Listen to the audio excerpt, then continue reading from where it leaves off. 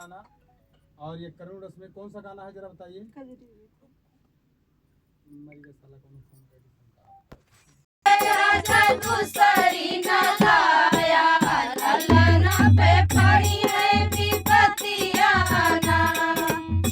दोस्तों आप लोग देख पा रहे हैं कि बहुत अच्छा गीत है और ही बहुत अच्छा ये गाती हैं। इनके चैनल पे भी पड़ता है। इनके चैनल का नाम है सरोज एंड पूनम वर्मा अयोध्या।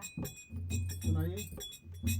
हमारे आखिरी समय पे दाना राजा का बोला, मैं राजा जी से मांगे बचनिया ना। आखिरी समय पे दाना राजा का बोला, राजा जी से मांगे बचनिया ना। हमारे मारे से राजा दूसरी न लाया, ललना पे पड़ी है विपत्तिया ना। हमारे मारे से राजा दूसरी न लाया, ललना पे पड़ी है विपत्तिया ना। हमारा कहल राजा ये करू न माने, हमारा कहल राजा ये करू न माने। कैली है दूसरा बियाहवाना, हमारा कहल राजा ये कहू न माने। कैली है दूसरा बियाहवाना।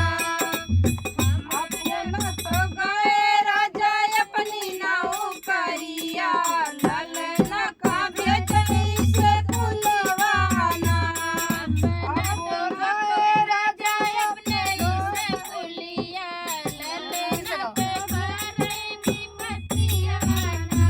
अपना तो गए राजा अपनी नौकरिया, ललना का भेजई से कुलवाना।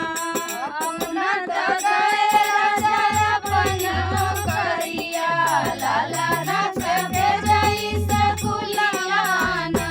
पढ़ लिखी ललना घरे गजब लौटे, पढ़ लिखी ललना घरे गजब लौटे। फेरे लगे अपन महतरिया ना, फेरे लगे अपन महतरिया ना। दुलरू ललनवा का भोजन न दिए, भूखिया से तड़पे परनवा ना। दुलरू ललनवा का भोजन न दिए, भूखिया से तड़पे परनवा ना। हमारे मारे से राजा दूसरी न लाया, ललना पे पड़ी है विपत्तिया ना।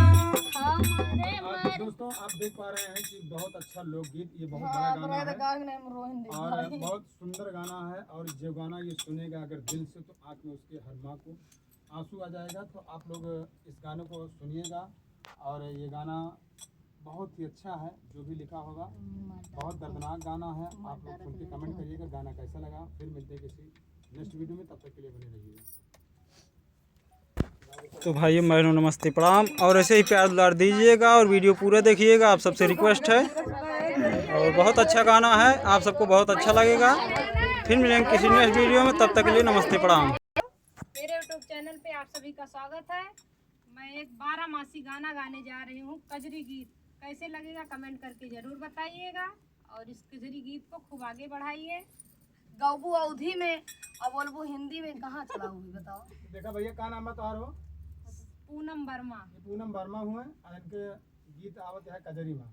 इनके पति भैया, इनके पति जो है वो परदेश में है।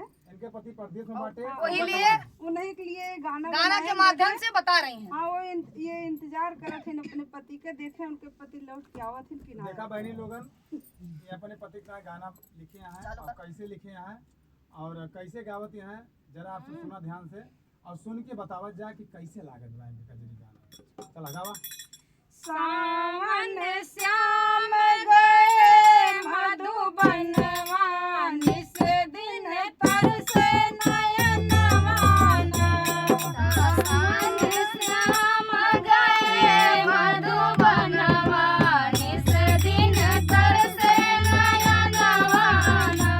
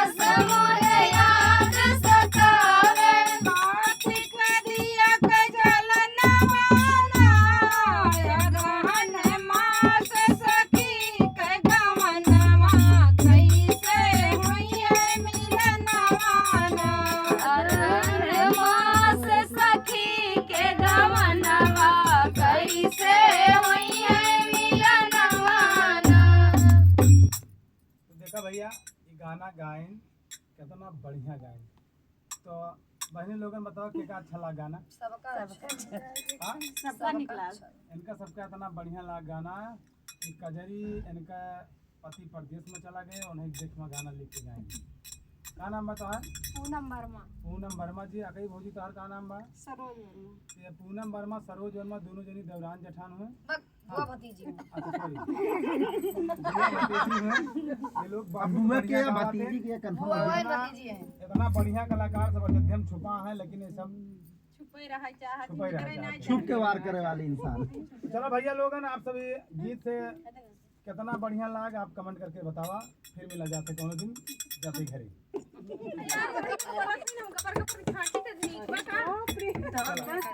तो नमस्ते प्रणाम भाई बहनों, आप सबको ये वीडियो कैसे लगी कमेंट करके जरूर बताना और ऐसे ही प्यार आशीर्वाद देते रहना।